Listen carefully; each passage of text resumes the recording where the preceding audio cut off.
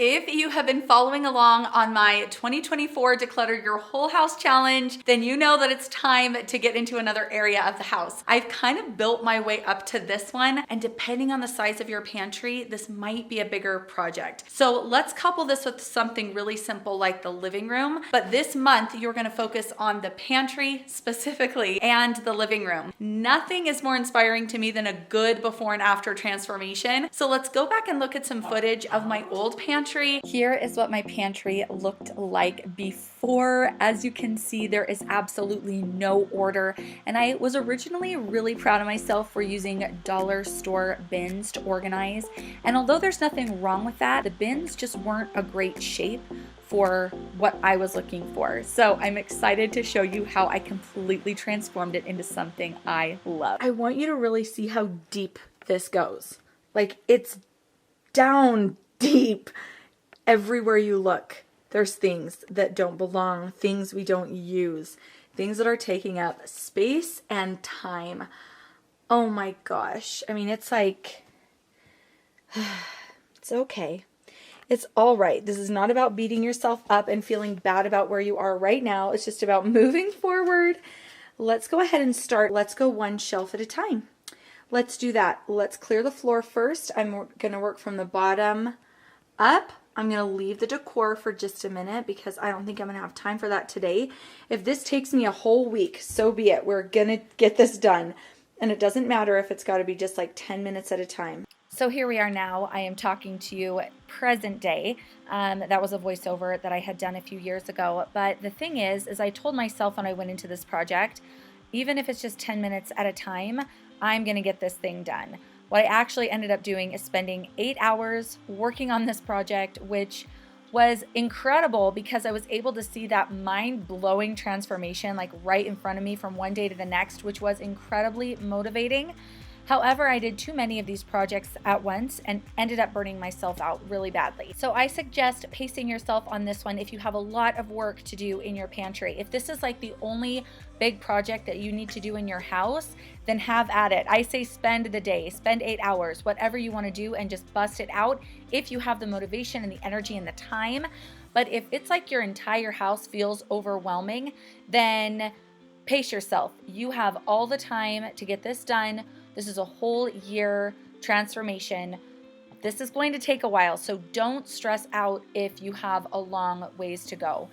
Take it shelf by shelf, take it cupboard by cupboard, and really focus on the space that you have and just accept the space that you have. Even if you don't have a pantry, maybe you're just working with cupboards, you're gonna have to stack some cans. You're going to have to maybe store some stuff under a bed, in a basement, or something like that. So just try and be as efficient with the space that you have as possible and just accept it. That's one of the hard things about, doing projects like this is you're like, oh my gosh, I just need a different space. I need to move. Like, I need a new house. This isn't working. Try and get out of that frame of mind. I've been there. It's not helpful. Try and just say, you know what, I'm going to work with the space I have, and I'm going to think about, the other areas of my home that I can actually utilize, like storing cans under a bed or something like that. So try and get rid of large appliances. If you don't have a lot of space in your kitchen, that is so helpful and frees up a lot of room for food. So just kind of take every day at a time, go shelf by shelf, and utilize the space that you have.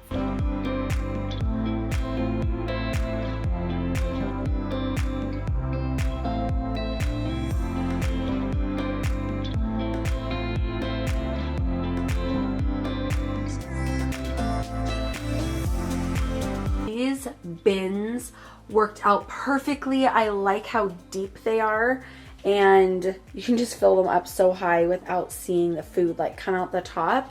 So what I have up here is bread, tea, and baking. And in the baking tub, I just have all my cookie cutters and sprinkles and cupcake liners. So that's what is in there. And then this is actually a little diaper caddy that I'm not using for Lila anymore. In here, I'm storing all of our party supplies. I have hardly anything compared to what I did before, but what I had before was just ruined, or something that we just didn't use at all. Flour, sugar, then my cans of dry goods, and I have one empty one, so I will wait until I get something else. Rice. I was also thinking I could fill that with quinoa since I love quinoa. Then my sugars. Then I reduced my utensils. I had duplicates of stuff, so I just narrowed it down, whittled it down to the stuff that I needed, and we only have one of everything. Then paper products like paper cups and napkins, and then the cereal is kind of just hidden over here in this corner. So when you're looking straight, you don't see it at all, which is perfect because I don't love the look of those boxes. Then we have a couple of snack bins. Here is a little look inside what my pantry looks like now. It's significantly smaller than the pantry I had before. Making this work wasn't as hard as you might think, just because I'd gotten rid of so many appliances and it freed up some space in general. So I used to store like crock pots and toaster oven and like a fondue kit, so many random things in my pantry. I decluttered all of that. So now I really am just down to the essentials and basics, which fit in a much smaller pantry. I realize that not everyone has a pantry. In an apartment where we lived a few years back, I actually used a linen closet as my pantry. Here is a quick overview of what my pantry looks like right now. If your floor is really, really messy and you can't get in, which was the story of my last pantry, but if you can't get into your pantry or if the floor is a real problem, I recommend starting there. I'm gonna take this one shelf at a time. You could also set the timer and just do 10 minutes at a time. You would be amazed at what you can get done in 10 minutes. But I'm gonna take it shelf by shelf. I'm gonna start at the top, grouping like things together and discarding any trash.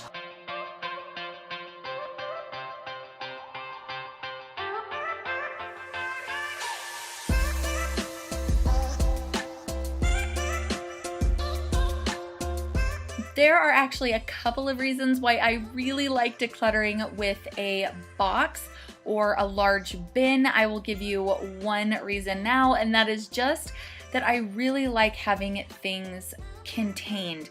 It's nice to not have things all over the floor. It helps you feel more in control, and it helps you feel like you're not making such a big mess. So that's one of the reasons I enjoy it. I also like that it really forces me to only work with the things that are going to fit inside the bin. That just helps me not get as distracted and stay focused on that amount of stuff. So I was able to quickly go through this top shelf, and it really does take about 10 minutes, I would say, to do an area about this size if you're going to be wiping things down. So when you are planning to do this, I really do like the concept of either setting the timer or getting a goal set, like I'm going to do one shelf or one drawer. That's a really, really nice way to go about decluttering. It doesn't feel as overwhelming that way. I had a larger chunk of time today because my daughter actually took a nap, which she doesn't always do. So I was able to get through all of it, but it doesn't always happen that way. But by going shelf by shelf or drawer by drawer, it gives you a definite stopping point. Like I started here, I stopped here, and it's really nice to just gauge your progress that way too. And it encourages you to keep going because you see, wow, look at the difference between the top shelves and the bottom. One tip I have is when you are deciding on your organization system, your bins or your containers, it's nice to choose neutral colors because in the end, and this is what I found, I do end up moving things around into other rooms of the house. You'll see in just a minute what I had left over from this pantry declutter, and it just gives you options. I can put these bins in my bedroom, any of the bathrooms, no matter where I put them in the house, they're going to look good because they're white, they're neutral. So that is one tip that I have when you're choosing your color scheme, is to choose neutral organization bins. I have 3 empty bins now, which is not what I expected. That's crazy. And I've mentioned in previous decluttering videos, don't go out and buy bins first because you actually might have more than you need in your house already. I do want to mention that I find it so helpful to label your bins. I had taken the old ones off because in the move they got crunched and some of them fell off, but I am going to be replacing those because I really did find that it was really easy to put things away when things were labeled, and it helps the rest of the family know where things go, especially after you do a grocery run. So because I had this box and then my trash bag with me, this is the only mess I have to clean up, and it's very contained. Now, if my toddler were to wake up from her nap, I could just scoot that into the laundry room and shut the door. So that is another reason it's good to have some kind of box or bin, because you can actually just set it aside and save it for later if you get interrupted. But this is always really hard to see, is how much food we've wasted.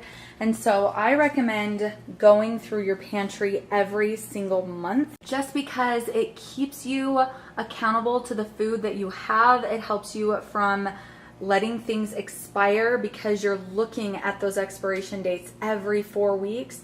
So I hadn't gone through the pantry in about 2.5 months, and I've wasted so much food, and I hate that. So mark your calendar, put it in your phone, put it somewhere to remind you to go through your pantry every single month. So I know it can be very tricky, but once you declutter spaces and you free up space on the countertops, you free up space in the cupboards, it just gets a little bit easier. So follow my progression. If you're just finding this video for the first time, I don't recommend you start in the pantry. Go back to video 1, watch that, because I'm kind of progressing you through your house and what I think is a really realistic way to go about this.